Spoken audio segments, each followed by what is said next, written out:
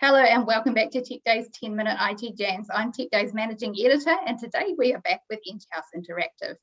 Enghouse Interactive integrated suite of solutions includes omni-channel contact center, self-service, attendant operator consoles and workforce optimization, which are all cloud-based and highly scalable. Today we're talking to Enghouse Interactive APAC Managing Director, Andrew Carmody. Welcome, Andrew. Thank you, sir. Okay, so firstly, can you tell us a little bit about Enghouse Interactive? Sure. Enghouse Interactive is part of a company called Enghouse Systems, which is a publicly listed company on the Toronto Stock Exchange. It's been in business since the mid-1980s, and we have about 2,000 people globally working for the company, and revenues would be north of $500 million and growing strongly. So in this region, we've had a long-standing local presence, both in ANZ particularly, but also across Asia and APAC. And as well, we have the global presence across Americas, Nordics, Europe, and the UK. And kind of what we do is, we are a software and services-based business, and we are focused within the interactive group on customer interaction and CX solutions. Now, what our one of the claims to fame is that we can offer those solutions, whether they are cloud, on-prem, or hosted. So, we have a full range of omni-channel contact centers to suit different markets, different verticals, and then all the other add-on technologies that you'd expect to find around a contact center. So, as well as the email, web chat, SMS, social type channels. There's self-service technologies, AI, bots, voice of the customer, to name a few. Probably the other big technology area is our cloud and on-prem video collaboration solution. So that allows people to either run their own video solutions or use our cloud solution or embed video technology into their own business applications. So I guess, our main focus is on helping our customers, not just with software, but also with expertise to help them deliver a great experience to their customer. Brilliant. Okay, we'll expand on that one a little bit. So what should excuse me, that was a mouthful. What should an organization who hasn't worked with Enghouse before know about you? So I think some of the key sort of words, and I'll expand on each of these, the experience that we can actually bring to that contact center space and customer experience space, the choice that we've got within our portfolio. And I think a particular key competency we've got and experience, again, is around our long-term partnering with Microsoft. So around experience, that we've been in this business since the 1980s. We have a number of contact center solutions in our portfolio. So it's not a one size fits all. We're not trying to fit, a cloud solution into where someone needs a hybrid cloud or on-prem. And so we can offer a solution based on the needs, that present themselves. So we spend quite a bit of time trying to understand what the requirements are, where that business is actually going. Often the answer is cloud, right? But it may not necessarily be. And I guess helping people move to the cloud well, is something that we've been doing for some time. And I think that the other key area is with Microsoft, and we've had a long-standing partnership with Microsoft since the Link OCS days. And we've gone through a number of generational changes in their technology, Skype for Business and now Teams. And obviously Teams is a massive wave, driving a massive wave of change around collaboration and unified communication. And our contact center solutions are all certified to work with Teams. And more importantly, we understand the journey that customers need to make to be successful with Teams. And today in APAC, we have about 9 live customers with Teams, and there's about another 9 again in flight projects. Okay, so if we looked broader at the industry, especially after COVID-19, so how has that affected the industry and how has Enghouse supported it?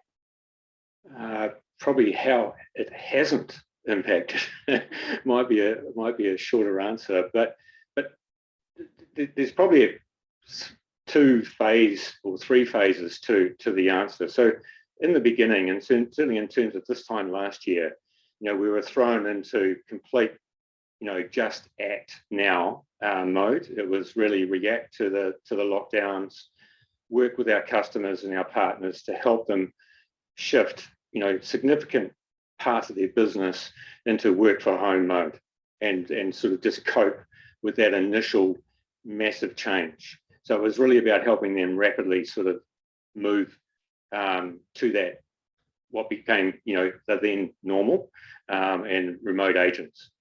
Now, after that, there was kind of a bit of a lull, and I think everyone was sort of going, okay, what's next? What's the right next step?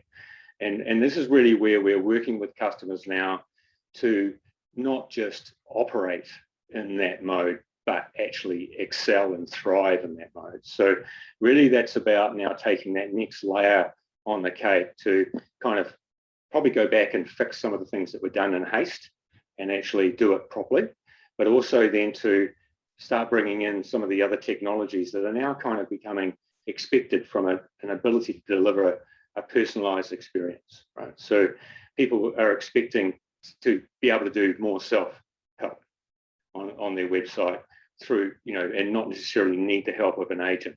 But if they do need an agent to help, they need to be able to get to that point quickly, and they don't want to tell the story again when they get to that agent about what they've been, filling in the web forms or providing, looking in the website. So this situational awareness of where's the customer been, what have they asked, did they call last week with a similar question, all of that around the customer journey and having that visibility.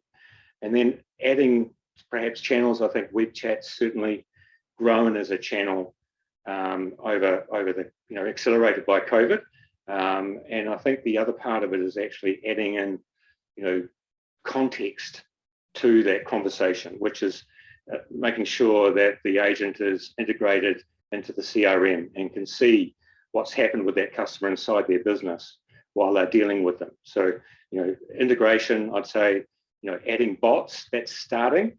It's still relatively early, but actually, again, allowing the bot to perhaps front the conversation and then pass that context around that information that is gathered to the agent to help the customer if that's needed.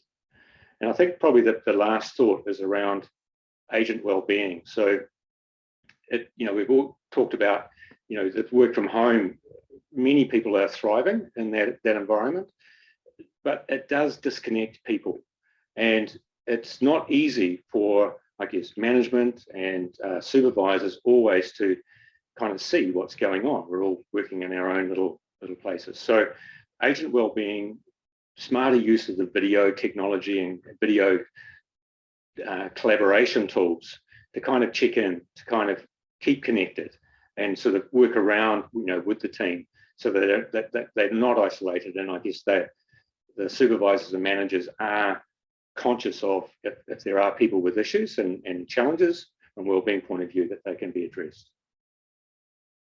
Yeah, and that also brings up an interesting point about new technologies. So how do things like AI and collaboration support and derive efficiencies in, let's call it the contact center of the future? Okay.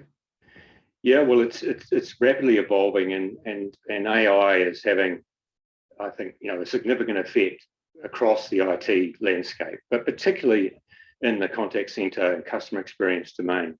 Now, I just flag here too that recently our Director of Product Management, Anna Stokes, did an excellent interview on contact center trends, and that's well worth watching, and she certainly touches on the AI landscape.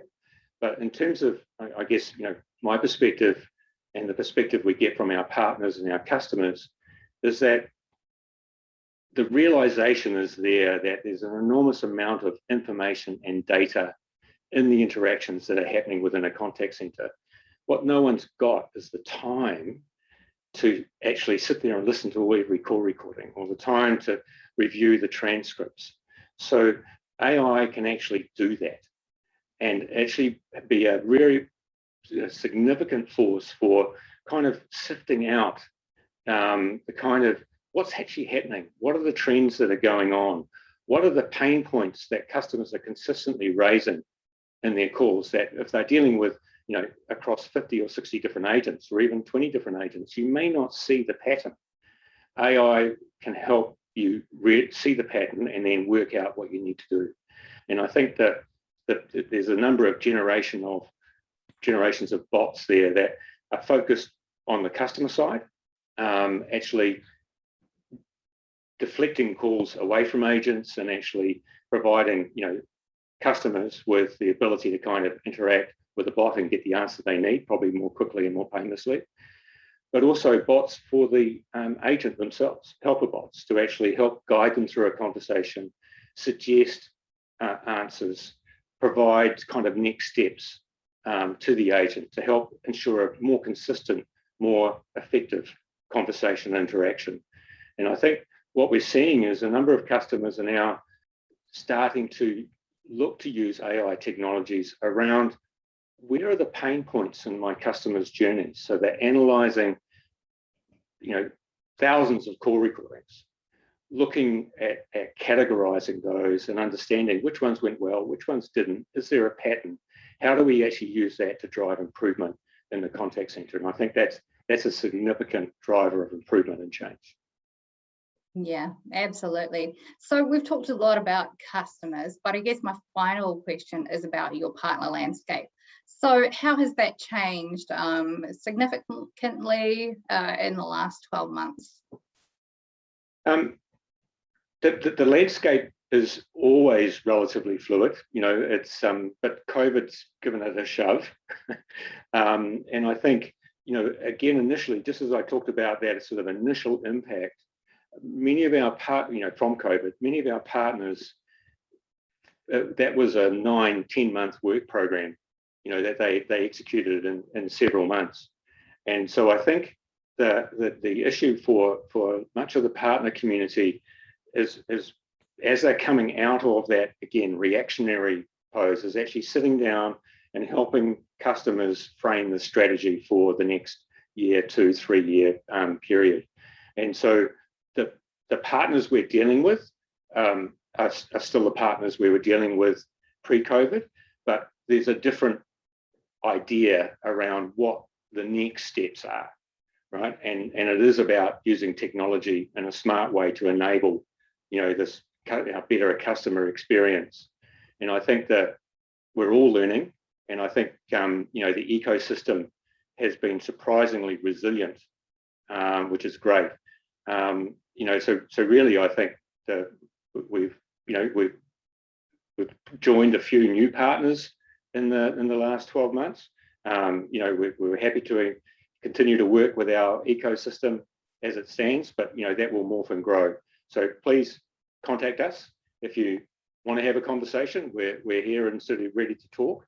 You can look for us online at Enghouse Interactive APAC or at enghouseteams.com. You'll find links there to resources and contact points. You know, we were very happy to talk to you. Thank you very much. So we were talking to Enghouse Interactive APAC Managing Director, Andrew Carmody. Thank you so much for talking to us, Andrew. You're welcome, Sarah. I've enjoyed it. Thank you.